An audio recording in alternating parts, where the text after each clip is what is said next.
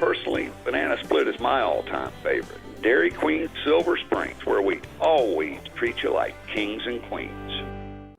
You know what you want to do in retirement, but do you know how to get there? Tune in to Coasting into Retirement with Gary Marriage of Nature Coast Financial Advisors, Sunday mornings at 8 to get answers to your retirement planning questions. Plan today so you can do the things you've always dreamt about doing in retirement. Listen Sunday mornings at 8 to Coasting into Retirement with Gary Marriage of Nature Coast Financial Advisors.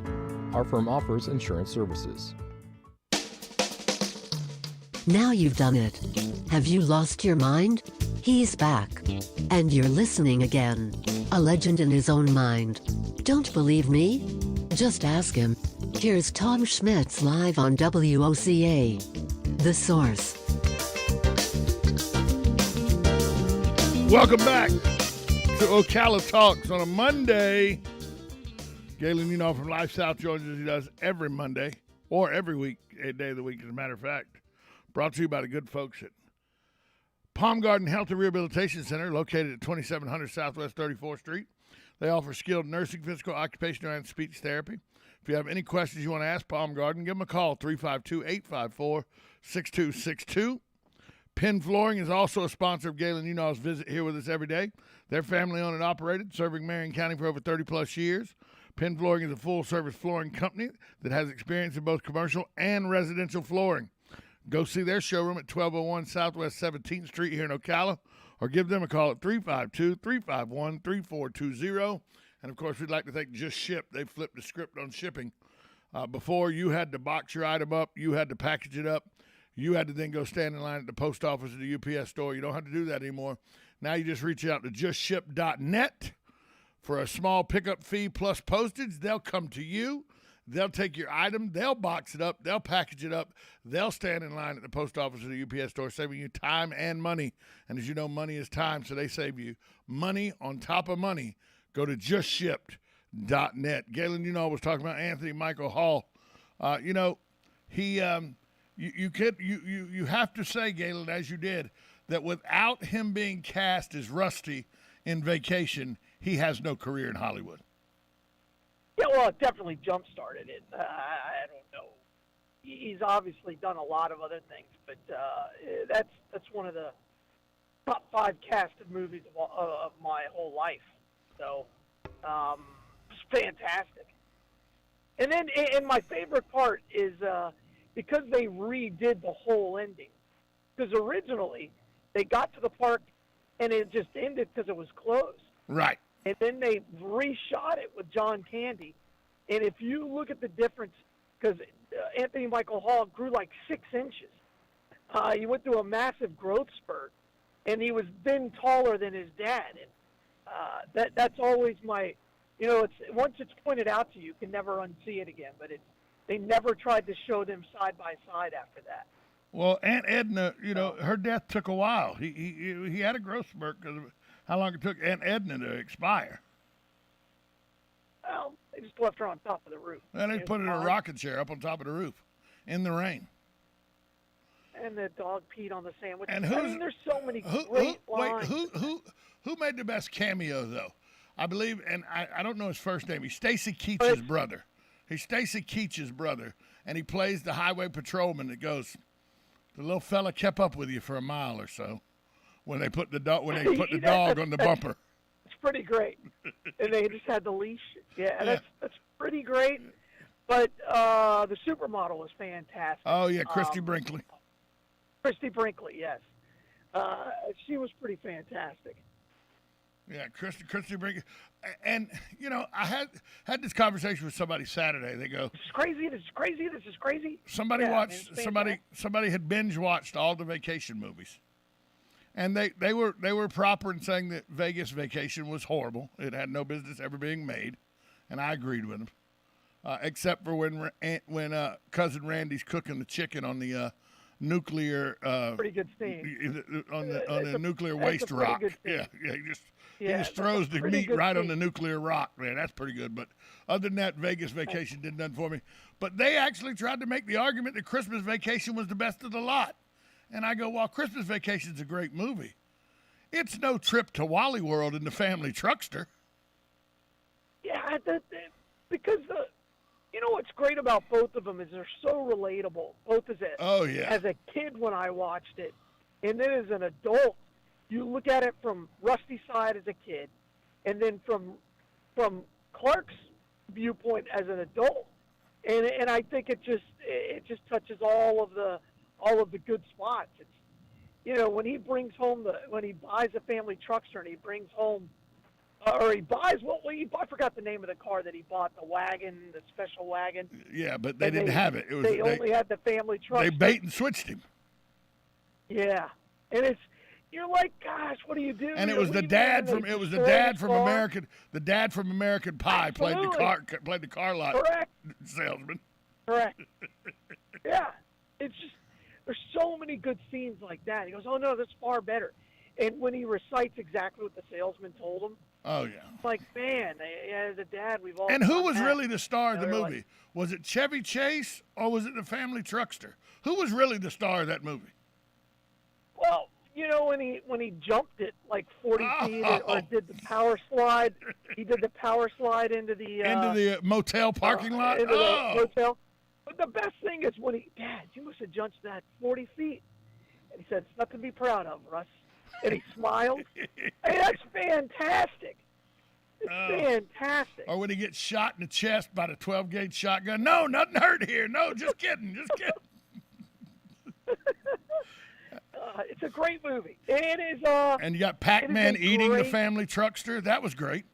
It's one of those things people don't remember. Pac-Man actually ate the family truckster. Sure. It's a great movie. I mean, right this time of the year, everybody will probably put in the Griswold's Christmas. When the squirrel jumps out of the tree is my favorite part of that movie. And because it's like, I guess that could happen. You know? Oh, yeah. Oh, the cat could die in the Christmas tree like that. Get short-circuited. Absolutely. Oh. And you got that one grandma. You got that one grandma or the one aunt that's got that ash that's hanging and she's smoking in the house, although nobody smokes anymore. Sure. She does. And she's always the one that wants to cook. So you're always, just like in that movie, you're worried it's going to fall into the food. The eggs. Yeah. It's terrible. It's a great movie. There's very few movies where there's not a single scene you would take out. And Randy Quaid emptying the toilet area of the RV. Right into the septic.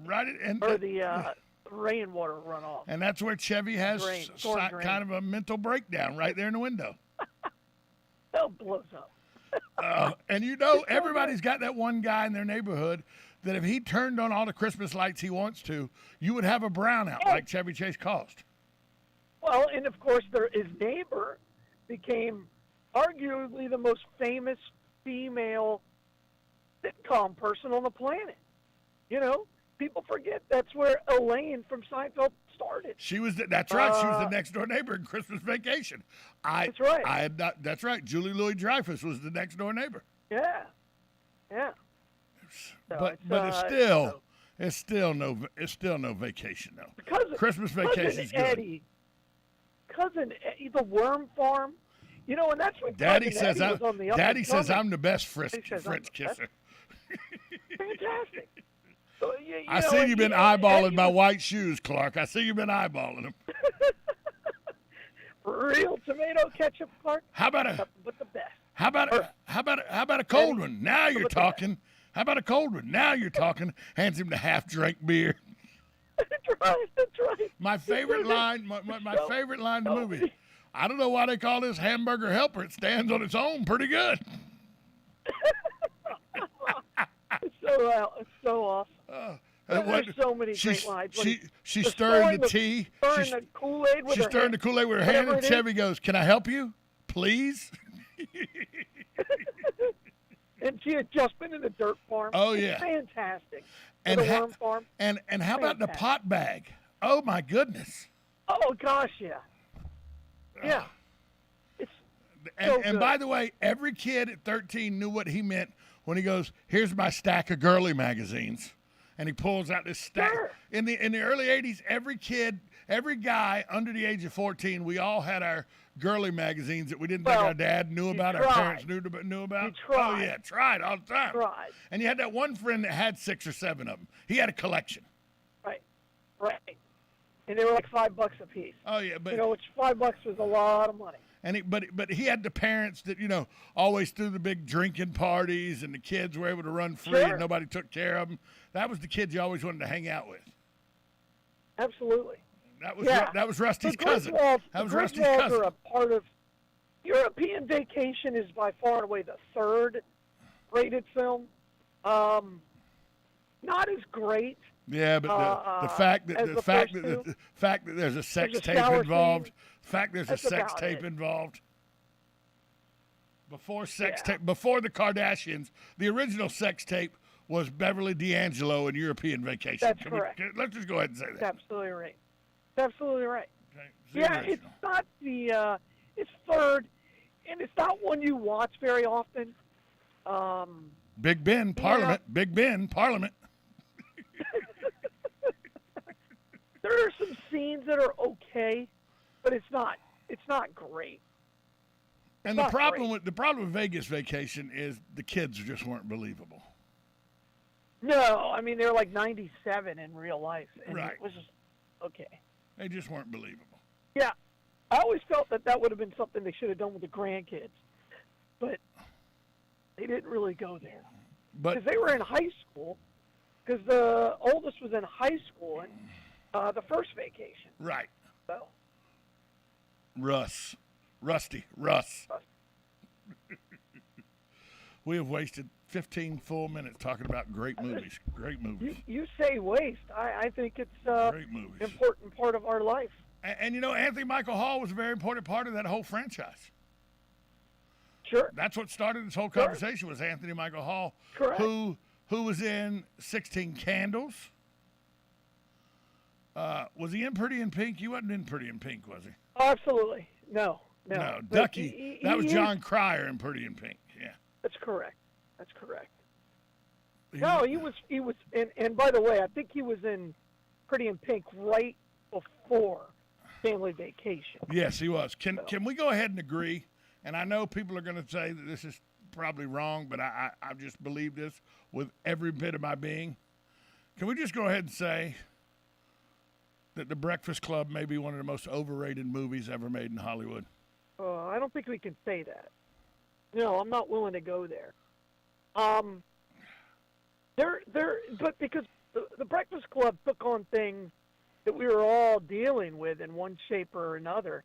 It was the first time that it was actually talked about in such a fantastic way. And that cast is untouchable. There's not a single person who Ali would Sheedy, change Molly in that cast. Ringwald, Emilio Estevez, Anthony Michael Hall, and why can't I recall his name? He You played. mess with the bull, you get the horn. Yeah, but why can't I recall the last guy's name? Judd Nelson. Judd Nelson. Oh, Judd Nelson. yeah. I thought you had mentioned him. Yeah. You mess with the bull, you get the horn. Right? There's always that coach. Yeah, but wasn't the best person in that movie the janitor? He was pretty good. I mean, He was pretty good. But it was very. I don't know. It's still a movie that stands the test. First off, nobody would have said like Emilio Estevez, "Hey, buddy, don't talk to her that way." A real jock in that situation. And by the way, I know this to be fact because I was that jock in that time period. That was right when they're having this movie come out. That's my high school junior and senior year. So I'm running jock that one of the cute girls that he's like, trying to take out on dates and everything. One of the smoking crowd, the guy that smoked dope in the parking lot before he came to class crowd, the hoodlum.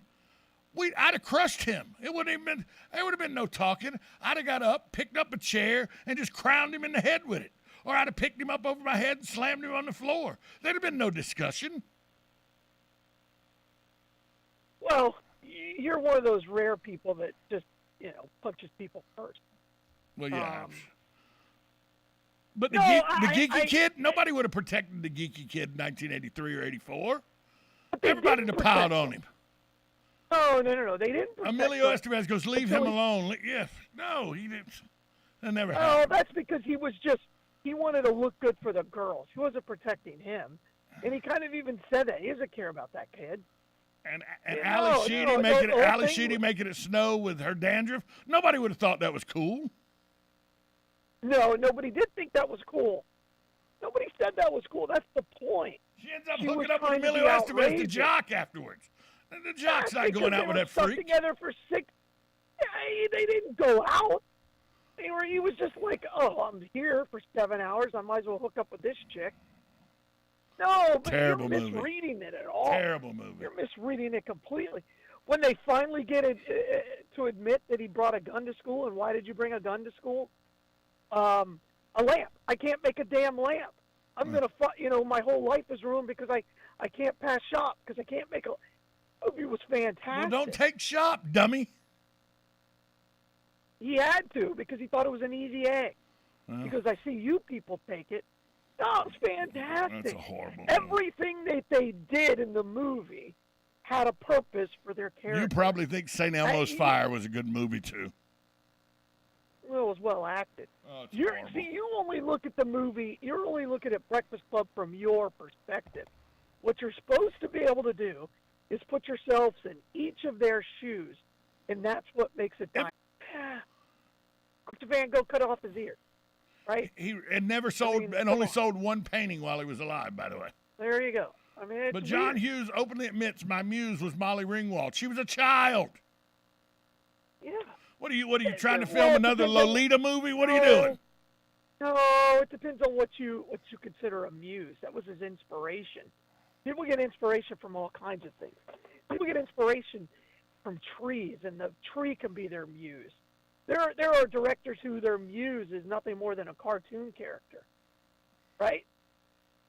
So, yeah, it doesn't mean there's necessarily a sexual nature. Yeah, to it. I was more of a